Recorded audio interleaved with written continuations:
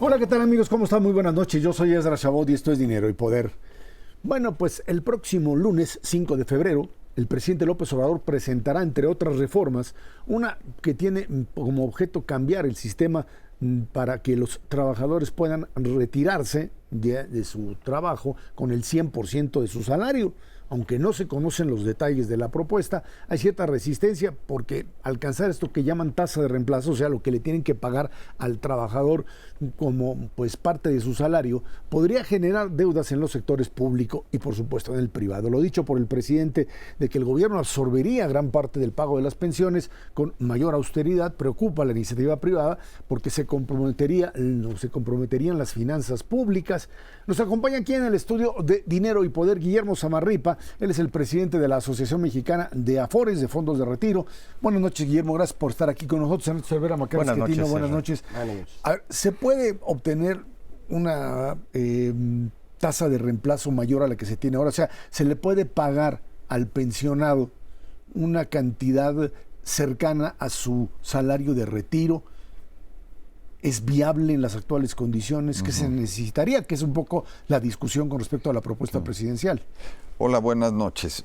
Yo creo que mejorar el sistema y pensar cómo hacerle siempre es algo bueno.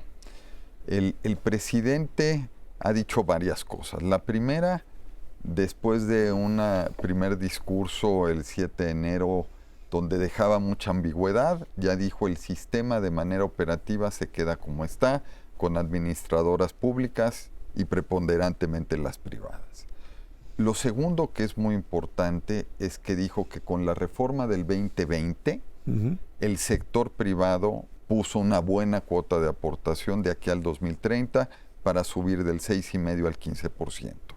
Y después él menciona algo en varios de los discursos donde dice el gobierno puede aportar un extra, algo adicional, poner su parte. Y ahí es donde empieza la ambigüedad. ¿Hasta dónde puede poner? Porque aquí todos ustedes que saben muy bien de finanzas públicas entienden que algo de cierto tamaño se podría acomodar, pero si el esfuerzo es muy grande, claramente no se puede acomodar. Entonces ahí es donde empezamos a patinar. El diablo está en los detalles. ¿Cuánto le puede meter el gobierno? Y aquí varias consideraciones. Dos para empezar. La primera, el sistema como está hoy con la reforma del 2020 da mejores tasas de reemplazo a los trabajadores de menores ingresos que de mayores ingresos. Si se tratara de un esfuerzo focalizado en los que menos ganan, yo creo que algo de eso se podría acomodar.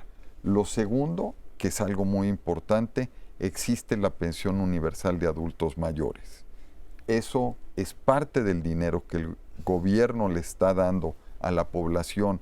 ¿Va como parte de esa tasa de reemplazo, sí o no? Claro. Si la respuesta es sí, eso contribuye a mejorarlas y en algunos niveles ya estaríamos no muy lejos del 100%. Entonces, pues hay muchas dudas ahí y yo creo que se puede discutir y llegar a algo razonable. Guillermo, muy brevemente para que el auditorio tenga una idea clara, ¿existe algún país en el mundo cuya tasa sea del 100% de reemplazo y sea patrocinada por el sector público? A ver, para todos los... Y que sea viable, las finanzas públicas. Eso es muy importante. Ajá. A ver, yo creo que en muchos países sí existen para cierto segmento de trabajadores, principalmente los de menores ingresos. Eso sí existe. El promedio ponderado de todos los trabajadores pensionados en una economía, aún en los países más ricos, no tienen tasas de reemplazo promedio del 100%, más bien están entre 70s, 80s. El promedio de la OECD está en 55, 56%. Entonces la respuesta es, en términos generales, para toda una economía no hay tasas de reemplazo del 100%, pero sí es cierto que en algunos países a ciertos segmentos muy focalizados sí les dan tasas de reemplazo muy elevadas, entre 90 y 100%. De los países de América Latina, digamos, con desarrollo comparable al que tiene México, ¿cuál sería el país más cercano a otorgar eso? ¿Y cuánto está haciendo la tasa de reemplazo? Yo creo que hoy hay que reconocer que con la reforma del 2020, México cambió de ser un país que tenía unas tasas de reemplazo bajas a ser el país de referencia en la región. Mejor que Chile, mejor que las tasas de reemplazo de Colombia, de Perú. Entonces sí ya con esa reforma, con las mínimas garantizadas hasta 5 UMAS, que es el 80% de los trabajadores, se volvió un sistema que es bastante competitivo en términos comparativos internacionales, y de América Latina yo creo que hoy el sistema mexicano es la referencia. Yo hice el otro día un cálculo para saber cuánto había que ahorrar, porque digo, cualquier cosa se puede, nada más hay que ver los numeritos. Si uno trabaja 45 años, es decir, de los 20 a los 65, y ahorra el 23% del ingreso con lo que están dando las Afores ahorita promedio de tasa real, puedes tener 100%. Entonces, pues lo único que se necesita es que todo mundo ahorre 23% de su salario, pero ahorro de pensión, no ahorro para comprar la casa o ahorro para comprar el carro o para la universidad de los hijos, no. Nada más dedicado a ahorro para el retiro debe ser 23%. Eso pues está bien complicado, primera cosa. Ahorita tú decías, la reforma del 2020 nos lleva a una tasa de ahorro de 15%, que probablemente garantice por ahí de 70% de la tasa de reemplazo, que es bastante razonable. Pero el cacho que falta, pues es otro tanto del mismo tamaño.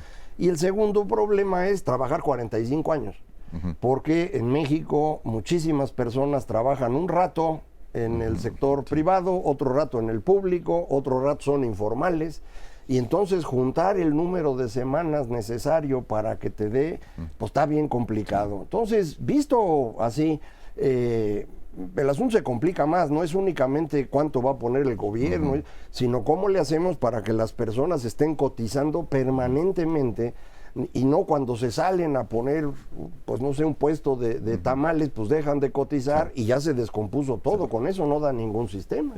Tienes toda la razón. Y yo empezaría por decir que ese número que dices del 23% es muy cercano a los cálculos que nosotros tenemos. Depende de los supuestos que uses, pero está entre 21,5 y 24 lo que necesitarías de cuota de aportación para llegar al 100%, ¿no? Ahora, una persona que sale mucho del mercado laboral, ese 23, 22% no le va a alcanzar. Si quisieras irte por cuota de aportación, empezarías a hablar de 30, 35, que ya hacen muy poco competitivo a la mano de obra en México. Entonces sería imposible, ¿no? Entonces, tienes, ¿por qué la gente entra y sale? Por el problema de la informalidad. Entonces, algo que se debe hacer al evaluar hasta dónde ofrecer es cómo afecta la informalidad al mercado laboral y al sistema de pensiones, por lo tanto. Si tomamos el mercado laboral como un todo, yo creo que lo podemos segmentar en 3 partes. Primero, hay un grupo de trabajadores que es muy importante, que solo están en la economía informal todo el tiempo. Esa gente, pensión universal de adultos mayores. Hay otro grupo de trabajadores que son los de mayores ingresos, que tienen una vida laboral muy estable en el sector formal, tasas de densidad de cotización mayores al 90%, pero también es un grupo pequeño. El grueso de la gente entra y sale mucho tiempo, y esa semana que ya no estoy en el mercado laboral formal, no estoy aportando, y ahí el dinero se vuelve insuficiente. Entonces, parte de lo que hay que pensar es la elegibilidad del mínimo de semanas para tener qué beneficios. Y yo puedo tener ahí un esquema de beneficios escalonados. Si estuviste, por decir un número, 700 semanas, pues la tasa de reemplazo de garantía que te puedo ofrecer es de 50. Si estuviste 1,200 semanas, igual y es 70. Si estuviste 1,800 semanas, del 100. y como una garantía, y quizás solo para los de menores ingresos. Entonces, yo creo que hay que considerar la estructura del mercado laboral a la hora de hacer la propuesta, porque lo que sí no puede suceder es, con muy pocas semanas, dar beneficios demasiado elevados, porque ahí sí es donde se compromete la parte de recursos públicos. A ver, el tema de recursos públicos, está esto que se llaman pues pensiones no contributivas, o sea, esta idea de que porque yo cumplí 60 años, hace mucho, pues yo tendría que recibir 4,000 o 5,000 pesos. Sí. Si tienes un proceso de envejecimiento de la población, esto te lleva a números que no sé si hay la capacidad. De por sí teníamos ya un problema de las pensiones del viejo sistema. El viejo IMSS. Que no funcionaba o que amenazaba con reventar. Si no hay una estrategia, digamos, de manejar este retiro de los fondos o de un fondo que tenga rentabilidad, más incluirle esta parte, esto es imposible, o sea, no hay número que te aguante un crecimiento y un envejecimiento de la población, ¿no? Creo que tienes toda la razón. Y ahí hay que entender muy bien cómo es la carga fiscal de los regímenes anteriores. Los trabajadores del sector público, ley del IMSS, los cálculos que tenemos varía entre 2034 y 2037, que los pagos anuales de pensiones a esos trabajadores van a empezar a decrecer. En el ISSSTE va a tardar un poco más, pero entre la década de 2030 a 2040, el pasivo pensionario que hoy se está pagando y que le implica tanta carga al presupuesto, se va a empezar a ir para abajo. En ese escenario, yo creo que esta pensión no contributiva puede tener una cierta lógica y el gobierno un espacio fiscal, porque lo que se van a empezar a ahorrar de estas pensiones va a ser más que lo que se espera de la contributiva. Entonces, todo es un tema de jugar en el tiempo con el pago de pensiones, y por eso a mí, en lo personal, el programa social es el que menos me preocupa. Lo que más me preocupa es que no se toquen los regímenes viejos para dar beneficios, y hay un ejemplo reciente, el caso de CFE. Ya se había llegado a una negociación para bajar las pensiones a futuro y se dio reversa y se regresó a un esquema de muchos beneficios. Yo creo que ese es el riesgo mayor más que el programa social. ¿Qué pasa, para documentar un poco el optimismo, si en determinada circunstancia Pemex dice ya no puedo seguir pagando las pensiones de mis trabajadores, al mismo tiempo que la CFE, al mismo tiempo que un montón de universidades públicas que están por ahí flotando y que pueden ocasionar, que se tenía previsto las pensiones en ellos, pero de repente pues tienen que ser absorbidas por alguien más, que llámese gobierno federal?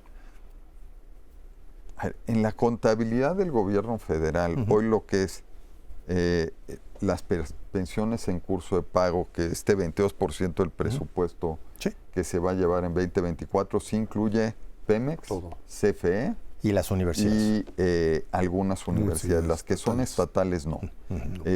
En ese, el tema de pensiones a nivel estatal municipal es otro cajón que no tenemos visibilidad de cuánto es ese pasivo pensionario. Pero por la parte Pemex, IMSS, trabajadores propios, eso ya está en el presupuesto y pues va a seguir ahí la evolución creciendo propia hasta del el 34 pasivo pensionario, y que le da seguridad a la gente que el gobierno al final es el que paga. Ahorita que comentábamos acerca de este problema de los que salen y regresan al mercado formal o informal, ahí creo que estamos jugando de manera contraria. Al mismo tiempo que queremos darle pensión a todos, subimos salario mínimo, y entonces al subir salario mínimo la contratación formal se hace más difícil, y entonces alimentamos los informales a los cuales no hay cómo darles la pensión. No sé si me explico. Esta visión de conjunto del mercado laboral yo no la percibo. Son como ocurrencias que van brincando, pero no hay una idea general de qué hacer con el mercado laboral. ¿Qué ha pasado con lo del mínimo? Yo que estoy viendo en eso, lo que está sucediendo todavía no está afectando la parte formal, más bien está aumentando la barrera entre el formal y el informal. Cuando vemos los datos de empleo que se publican por nivel salarial, está creciendo mucho el porcentaje de la PEA que gana menos de un salario mínimo. Y en esencia, ese grupo de trabajadores es totalmente informal. Entonces, con este aumento del mínimo, lo que se está construyendo es esta barrera grande entre un segmento informal y donde inicia la formalidad. Por suerte, creo que todavía no ha desplazado trabajo del sector formal al informal, pero eventualmente, si siguen estos aumentos del 20%, pudiera llegar a suceder. Bueno, pues ahí está la problemática sin duda complicada para el tema de pensiones. Guillermo Zamarripa, presidente de Amafores, muchísimas gracias por haber estado aquí con nosotros. Al contrario, muchas gracias por la oportunidad de participar en el programa. Vámonos a una pausa. Esto es Dinero y Poder.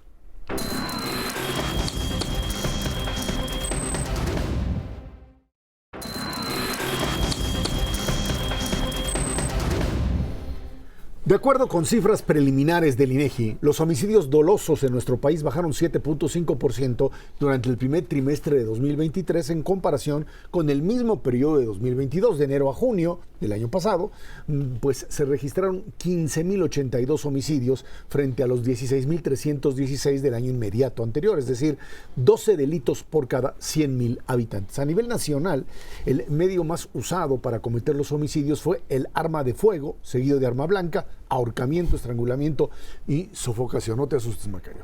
De total de los homicidios, 13.270 hombres y 1.697 mujeres, 115 no se especifica el sexo. Estas cifras provienen de las estadísticas de defunciones registradas. Macario, a ver, estamos ante una lucha, dicen algunos, política entre definir si del 18 al 23 ha habido un incremento o una disminución de los índices de homicidios o los índices, digamos, de violencia en el país. Cifras contrastantes, cifras que por un lado te hablan de una tendencia a la baja, pero que si tú la mides del 18 al 23, aparecen ahí, pues, digamos, todavía números mucho más altos, por lo menos en términos absolutos, de lo que se vivió tanto en el sexenio de Peña Nieto como el de Felipe Calderón. Sí, en términos de homicidios, lo que ha ocurrido en México a partir de 2008, que es cuando empieza a crecer, hay un gran crecimiento de homicidios en el sexenio de Calderón, pero al final empieza a bajar. Eso le ayuda a Peña Nieto en su arranque, porque viene bajando, pero a la mitad del sexenio de Peña Nieto vuelve a subir y aparentemente estamos en una especie de meseta. El detalle en las cifras de este gobierno es que empezó a crecer muy rápido el número de desaparecidos primero, y estos desaparecidos no sabemos si realmente fueron homicidios o no. Si los incluimos, entonces sigue creciendo el número de víctimas, que les podemos llamar así sin duda. Ahora, dentro de los homicidios, muchos empezaron a calificarse como culposos y no como dolosos, es decir, personas que murieron por un accidente, una mala fortuna, y no porque alguien los fuese a matar. En Ciudad de México en particular, había muchos en donde no se especifica la causa de muerte. Entonces, pues las estadísticas empiezan a ser confusas. En cualquier caso, a mí me parece que medir lo que ocurre con el crimen organizado con cifra de homicidios no es una forma adecuada. Es decir, es importante saber qué está pasando en términos de fallecimientos, pero lo que sí ha ocurrido claramente en este sexenio es un crecimiento del control territorial del crimen organizado, que se refleja sobre todo en extorsión. Esto es muy evidente, creo que ahí no hay ninguna duda. El estado de Chiapas está controlado ya por crimen organizado y esto ha impedido el turismo en el estado. Recientemente se quejaba una arqueóloga que no pueden desde hace más de un año llegar los arqueólogos del Instituto Nacional a Bonampak, no pueden cuidar Bonampak porque está controlado por el crimen. Por lo tanto tampoco hay turismo, hay una gran cantidad de áreas en las cañadas que no se pueden visitar.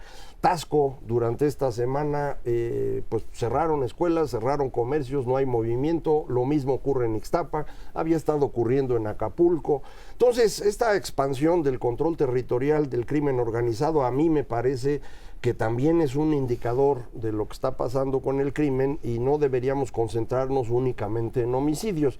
Sin embargo, esta cifra de homicidios al presidente le ha parecido muy importante utilizarla, sobre todo porque empieza a bajar, pero insisto, baja porque se están clasificando de otra forma. De manera diferente.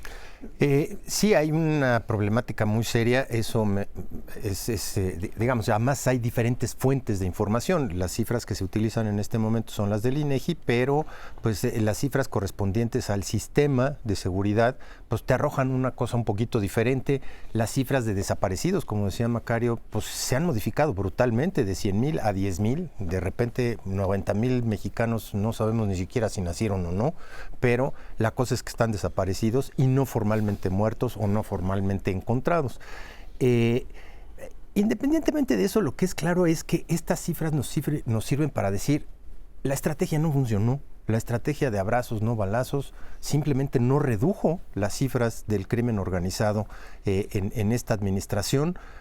No hay ninguna duda, las cifras de homicidios en estos 6 años del presidente Andrés Manuel López Obrador van a ser las más elevadas de la historia para un periodo de 6 años. En eso sí no hay para dónde hacerse, porque ya se rebasó en el 5º año las cifras de los 2 presidentes anteriores. Y en ese contexto, Ezra, lo que hay que tomar en cuenta es, no importa quién sea presidenta en los siguientes 6 años, va a tener que tomar un rumbo diferente si queremos empezar a abatir el crimen organizado en este país. Se requieren muchísimos cambios, pero el enfoque es fundamental a partir de un análisis sensato, de cifras creíbles, para poder tomar decisiones concretas. Algo se tiene que hacer con la policía porque no está funcionando, algo se tiene que hacer con los ministerios públicos porque no están funcionando, algo se tiene que hacer con los jueces porque no están funcionando y desde luego con la Fiscalía General de la República. Todo es una maraña que simplemente no está funcionando en esta administración y en administraciones pasadas. A ver, uno de los temas muy, digamos, sensibles es el tema de la migración. El tema que ha traído una confrontación entre el gobierno norteamericano y el mexicano, en donde de repente pues llegan las caravanas, de repente se controlan y de hecho es parte de la agenda electoral norteamericana. Y creo que en ese sentido habría que entenderla. Digamos que estamos ante una situación en donde el gobierno mexicano sabe que una buena parte de la estructura migratoria está también controlada por crimen organizado, y ese es otro de los elementos difíciles de manejar, ¿no? Sí, a veces pensamos en crimen organizado como si fuera narcotráfico, porque pues así empezó, digamos, ¿no? Este tipo de crimen. Sin embargo, ahora tienen un portafolio muy amplio de negocios. Esto incluye, ya decía yo, la extorsión, porque controlan territorialmente y por lo tanto empiezan a cobrar impuestos, empiezan a impartir justicia a ellos con sus mecanismos, al extremo que el otro día un grupo de mujeres indígenas le pedían al Mencho que por favor les cambie al jefe de plaza porque el que tienes es muy mala gente.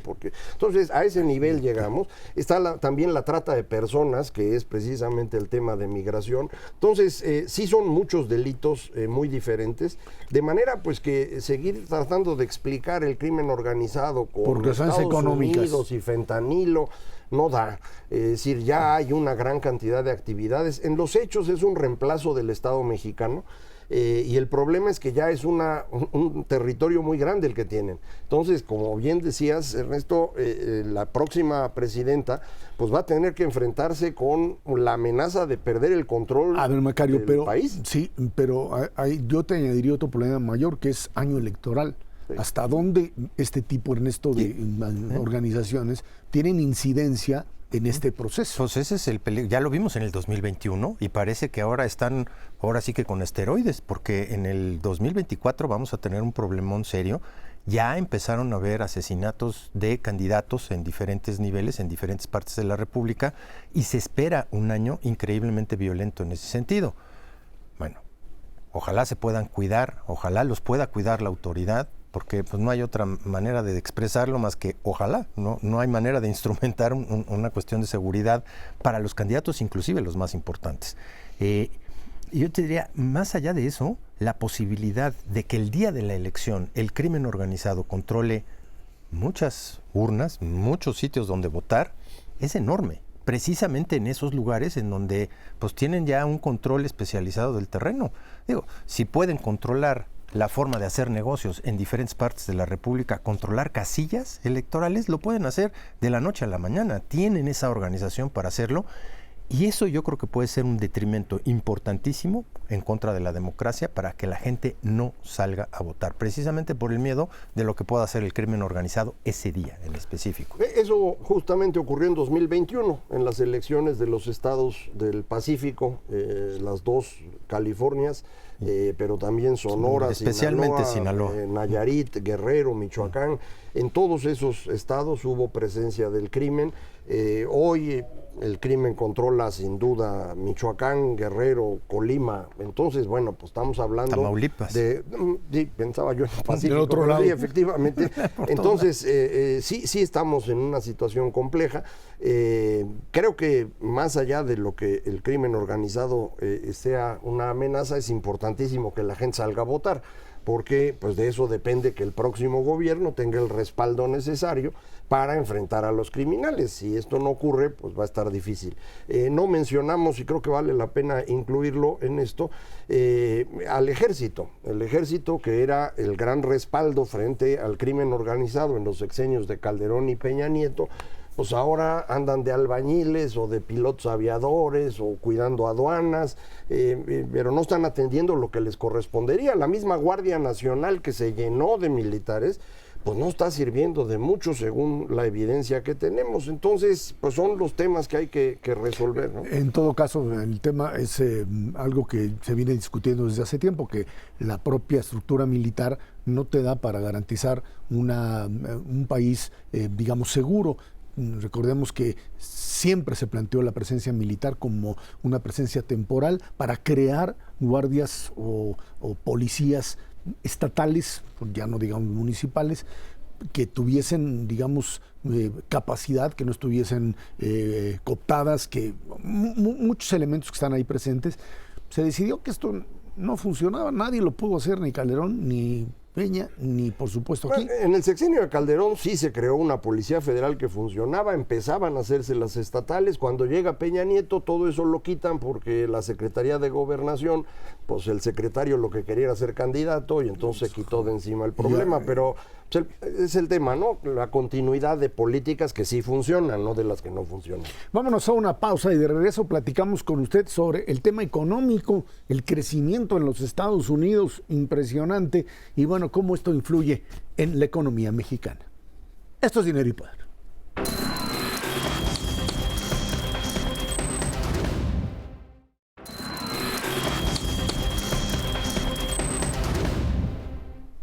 Durante la primera quincena del año, la inflación se ubicó en 4.9% a tasa anual, el mayor nivel de las últimas 13 quincenas. De acuerdo con el INEGI, de una quincena a otra el incremento fue del 0.49%.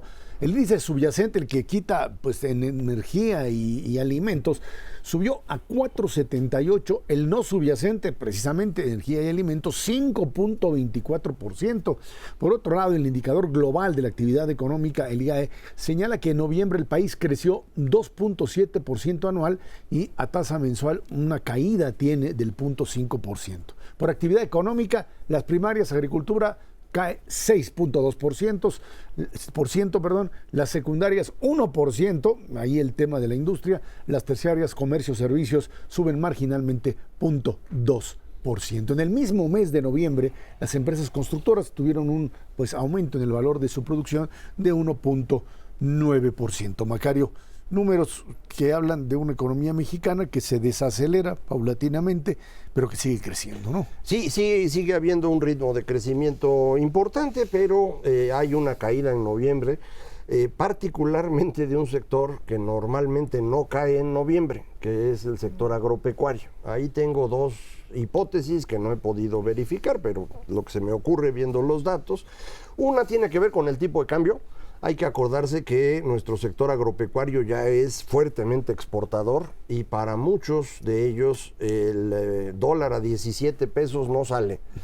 tú no puedes exportar berries o fresas o tomates o espárragos o brócoli con 17 pesos por dólar, no te paga la recolección, y entonces sí está ocurriendo que en muchos lugares están dejando que la fruta se quede ahí porque recogerla sale más caro que lo que vas a obtener por venderla. Entonces ese podría ser un factor.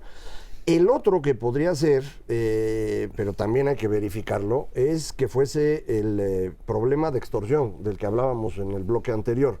La extorsión del crimen organizado se está concentrando en áreas rurales. Lo sabíamos, por ejemplo, del limón, lo sabíamos del aguacate, pero ya está ocurriendo en muchos otros sectores. Y esto también podría explicar el elevamiento de precios que estamos viendo. Sí, porque dice uno, bueno, la subyacente va bajando, entonces no importa porque esa es la relevante para el Banco de México. Sí, pero lo que está subiendo de la no subyacente no es la gasolina o la electricidad, son las verduras. Sí. Y esas verduras o esas legumbres o esas cosas son sujetas a extorsión. Es lo que podría estar ocurriendo. No digo que sea así, Entonces digo, es una hipótesis que tengo que habría que verificar. Habría que aumentar el tema de sequía. Sí, claro. Como un elemento. La falta de agua está rudísima en todo el país y trae una dinámica que le está pegando a todo el país en su conjunto. Digo, sí, está afectando el sistema Cutzamala para alimentar a la Ciudad de México. Créeme, el sector agropecuario está sufriendo terriblemente, y lo que viene en el primer semestre de este año puede ser un año agrícola realmente complicado por el lado de la sequía. Solo hay un factor adicional que es peor que la sequía, que pueden ser las heladas. Y hemos tenido un cierre de año muy peculiar en términos de temperaturas elevadas, secas, brutalmente secas para el país. No es un escenario nada favorable para nuestro sector agropecuario. Y sí, evidentemente, una inflación que se te regresa empieza a preocupar al Banco de México, sin duda alguna. Una inflación que sube no solamente en México, sino en Estados Unidos, está terca para bajar.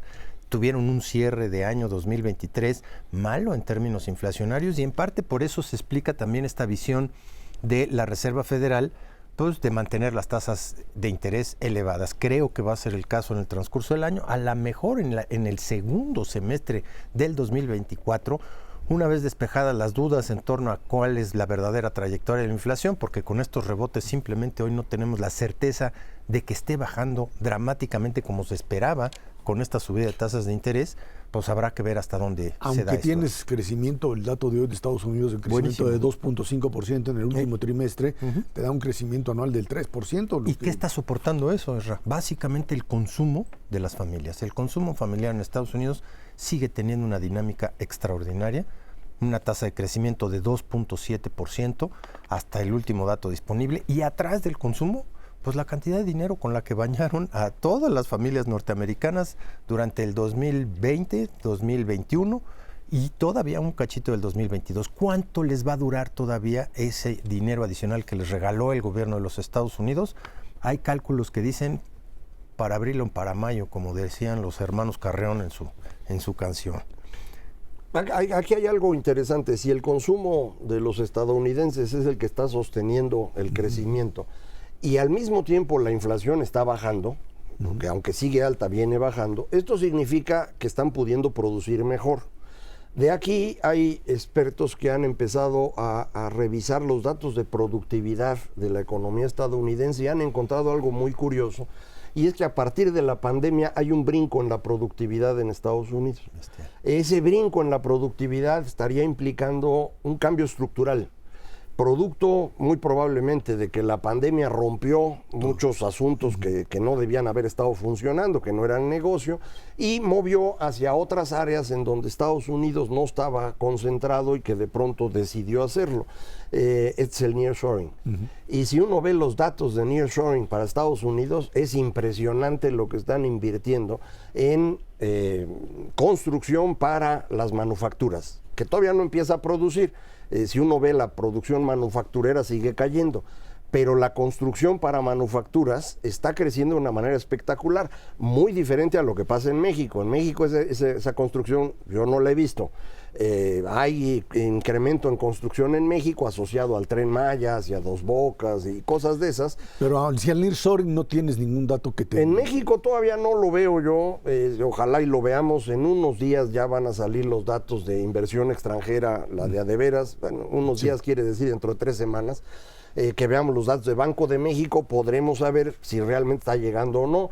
Aparentemente hay muchas empresas chinas que para evitarse los problemas que trae China con Estados Unidos, están triangulando vía México, pero no pueden triangular así nomás, entonces ellos sí estarían invirtiendo.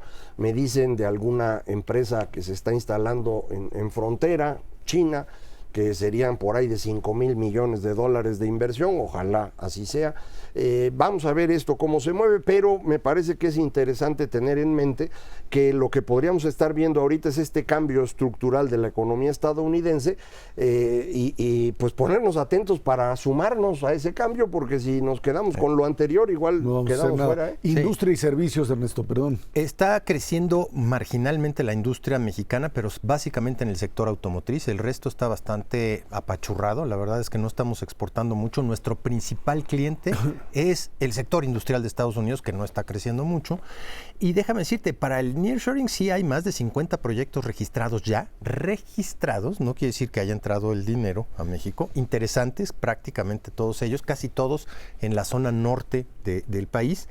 Y lo que sí se está moviendo muy rápidamente es el sector bienes raíces. Hay muchos, o sea, en parques industriales y demás, están apartando terrenos. Esa es la verdad. Y si uno lo ve desde la lógica de las empresas, pues ¿qué le dan? O sea, ¿qué permisos le dan al director general de una empresa como de las grandototas o Nike o Adidas o estos que se quieren venir a instalar a nuestro país? Le dicen, bueno, pues te damos chance de que apartes un terreno. Pero, oye, es que voy a invertir $5,000 millones para hacer una fábrica. No, espérate tantito. Eso sí lo tiene que autorizar el Consejo de Administración. Y el Consejo de Administración les dice, a ver, ¿tienes energías limpias? ¿Tus agua? ¿Tienes tu infraestructura? ¿Qué tal están las carreteras para sacar? Oye, y la seguridad para que no te asalten. ¿Y qué pasa con los trabajadores? ¿Pueden llegar vivos a trabajar? Entonces, todavía no está en la autorización de los consejos de administración. Sí hay una demanda muy fuerte porque no hay prácticamente ya espacios en las diferentes regiones y zonas donde se hace precisamente la producción industrial, pero no se ha detonado dramáticamente como la expectativa es que sí se dé hacia adelante. Para que se dé, tenemos que cambiar muchas cosas en este país muy rápidamente. Una de los argumentos que daba Trump en la campaña es el dinero, las empresas que se han ido de Estados Unidos. Cierto, y han regresado. ahora, pues no sé cómo le va a funcionar ese tipo de discurso, porque a lo mejor en 2016, sí, bueno, pues eso era parte, porque era la crítica al Tratado de Libre Comercio en ese entonces, pero con estos datos de inversión dentro de Estados Unidos, está difícil que vuelva otra vez a la idea. Pueden echar sus rollos de migración y de seguridad y su racismo intrínseco, pero la verdad es que finalmente la economía norteamericana ha tenido la capacidad de reconstruirse a partir de lo que decía Macario, pero también bajo un modelo de crecimiento hacia adentro, lo que pues no se esperaba en ningún momento ya, ¿no? Ya, a lo mejor el señor Trump lo que va a decir es, ya ven, qué bueno que yo les dije que había que traer, porque ya trajeron y todo. Pero yo por el lado de Trump no me preocuparía tanto, porque ya se le está olvidando hasta su nombre. Todo el mundo se queja de que Biden está viejito y que ya no aguanta otros 4 años. Presten un poquito de atención a Trump, véanlo en algún discurso un poco largo y van a ver que está peor que Biden, pero serio en términos de la cabeza. Pero bueno, en términos de lo que estábamos hablando, que era la economía estadounidense, sí parece existir este cambio estructural. No sabemos exactamente en qué dirección va a ir.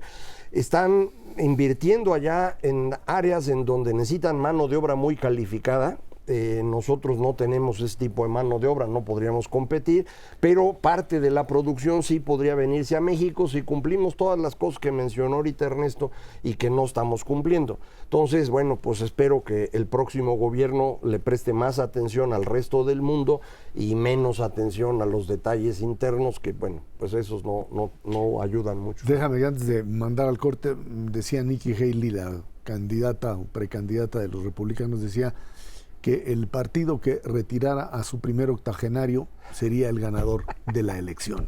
O sea que, pues ahí está uno de los temas de la elección norteamericana. Vámonos a una pausa y de regreso platicamos con usted.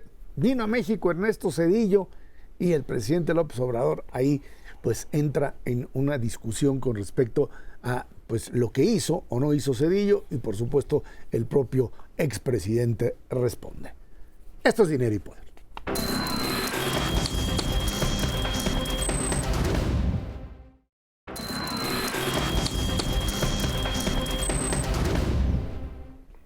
El presidente de México, Andrés Manuel López Obrador, lanzó unas preguntas a Ernesto Zedillo, quien fuera presidente de nuestro país en el periodo 1994-2000 y quien ayer estuvo en la Ciudad de México en un evento de pues, una empresa financiera. El actual mandatario le cuestionó sus reformas a las pensiones, al salario mínimo, el FOBAPROA, que fue bandera sin duda de la lucha de López Obrador durante muchísimos años, también la desaparición de los trenes de pasajeros. Ernesto Zedillo participó en una plática, le decía, del grupo financiero ayer por la noche en un evento a puerta cerrada, aunque bueno, muchas cosas ahí se filtraron, junto con, ahora sí que un conservador de verdad, como José María Aznar, el expresidente de España. Bueno, pues ahí está. Yo recuerdo a un Ernesto Zedillo que, sí, si uno pone los dos esquemas de gobierno, Ernesto Zedillo era, dice, el liberal clásico, decía, ¿no? Era el ferviente, digamos, adherente a las doctrinas de Adam Smith, David Ricardo, en cierta forma, te diría yo, de verdad, a veces rayando en lo que para muchos era un extremo. Y más allá de si eso funcionó o no funcionó, lo cierto es que en términos políticos, era la gran crítica de Ernesto Zedillo fue desde el lado fundamentalmente de los priistas, acusándolo de haber desmantelado una buena parte del aparato político que llevó finalmente a la propia presidencia Vicente Fox en el 2000, a un Francisco Labastida que, platicando muchas veces con él en público y en privado, decía, me dejaron solo, me abandonaron, cosa que sucede y siguió sucediendo con otros presidentes frente a aquellos que pues, no los veía como candidatos viables o simplemente no le interesaba. Hoy también se quiere hacer, digamos, exaltación de un Ernesto Zedillo que por los altos niveles de crecimiento, etcétera. Sí es cierto, porque pues finalmente lo que sucedió es que tuvo la capacidad de remontar la crisis, que es una crisis, la crisis 94-95, de una corresponsabilidad entre Carlos Salinas, Pedro Aspe, Ernesto Zedillo, Jaime Serra Puch, etcétera, que finalmente ellos son los que tuvieron que cargar con la responsabilidad de ese desastre que afortunadamente Ernesto se recuperó rápidamente. Pero ahí están los dos modelos, ¿eh? No, clarísimo, pero yo te diría, es un poco más que eso. O sea, si hay algo que no era Ernesto Zedillo, era político. Un político hubiera agarrado esos problemas y en lugar de confrontarlos y resolverlos como lo hizo Ernesto Zedillo, los hubiera pateado. El país no daba para eso. Responsablemente hizo efectivamente esta reforma de pensiones, si no el país hubiera estado quebrado inmediatamente después. Y desde luego el FOBAPROA, que se ha vendido como un programa en el que se benefició a unos cuantos los dueños de los bancos, eso es una mentira garrafal. El sistema bancario mexicano estaba literalmente quebrado con la cantidad de préstamos y la subida de tasa de interés y la gente que no pagaba esos préstamos. Lo que hizo Ernesto Zedillo fue tomarlo, meterlo al FOBAPROA, quitar a los dueños anteriores porque quebraron, les arrebató la banca precisamente para castigarlos. Y en ese contexto salvó también el sistema financiero, si no, la economía mexicana no hubiera caído, como lo dice el INEGI actualmente, 5.8%, hubiera caído 16 o 20%, se hubiera deshecho, pulverizado. El problema radicaba fundamentalmente en muchos de estos supuestos financieros que el propio Salinas había convertido de la noche a la mañana y que terminaron beneficiando, por lo menos perdieron los bancos. Perdieron los bancos, sí, pero digamos... Ellos perdieron todo. Perdieron los bancos, pero y los inversionistas. Claro. Y sus inversionistas, pero digamos, no asumieron directamente la culpa. Algunos de ellos terminaron en la cárcel, Cabal, Peniche y compañía. Entre otros. Otros no. Y creo que, bueno, más allá de la discusión, es, Macario, el tema del proyecto económico, que era que fue el proyecto de continuidad frente al modelo que lo acusan, decía López Obrador, de neoliberal. Pónganle el tema que quieran, dice Zedillo que aquel que lo quieren descalificar, lo nombran neoliberal. Bueno, pues sí, es parte en este mundo del 2020 en adelante y quizá un poquito atrás, pero lo que sí es cierto es que Ernesto Zedillo fue alguien que definitivamente, pues, terminó por aterrizar de una manera muy, muy clara el proyecto de apertura democrática del país, porque quiso o porque lo obligaron, como quieran, y obviamente de este sistema económico basado fundamentalmente en la vinculación de la economía mexicana con los Estados Unidos. Sí, yo creo que para evaluar bien a Zedillo hay que considerar la única medida que pudo tomar antes de que se le viniera el mundo encima, y esa fue la reforma a la Suprema Corte de Justicia. Es decir, la Suprema Corte de Justicia en México funciona a partir de una reforma de Ernesto Zedillo, que fue antes de que ocurriera el error de diciembre, milagrosamente, porque si no, no lo hubiera podido hacer. Entonces, eso es una herencia que por sí misma es importantísima. Luego viene el error de diciembre y la crisis. Esto es lo que le permite el gran crecimiento económico, aunque suene absurdo, pero si tú de pronto tienes una devaluación del peso a la mitad de su valor y un tratado de libre comercio con Estados Unidos, pues exportas todo. Y el crecimiento de ese sexenio no es un logro de Ernesto Zedillo, es resultado del tratado de libre comercio. Entonces tampoco hay que darle una cosa que no es suya. La crisis bancaria que tuvo que resolverse vía el fideicomiso para la protección al ahorro bancario, que es el FOBAPROA, es exactamente lo mismo que se ha hecho en todas las crisis financieras en todo el planeta, todo el tiempo. Fue lo mismo que se hizo en 2009 en Estados Unidos, y así es como se hace, y no hay que andarse quejando, pero hay que recordar, este fue el discurso de López Obrador desde entonces, lo usó para poder convencer a los demás de que él sabía mucho de economía. Ahora ya lo pueden evaluar directamente, no hay bronca. Sobre los trenes de pasajeros, la cantidad de dinero que se perdía era brutal, había que cancelarlo. ¿Por qué lo menciona López? Porque él puso su tren de pasajeros, que está perdiendo cantidades astronómicas de dinero. Y finalmente el tema del salario mínimo no se podía mover en tiempos de Zedillo, como no se pudo mover en los sexenios que siguieron, porque el salario mínimo se había convertido en el eje de una gran cantidad de contratos que se fijaban con base en el salario mínimo. Para poder liberar esto, Peña Nieto hizo una gran transformación de los contratos, y es Peña Nieto quien permite que el salario mínimo se pueda mover. De hecho, él es el que lo empieza a subir. López Obrador ahora se quiere poner como que él es el maravilloso, pero no, eso lo hizo Peña Nieto.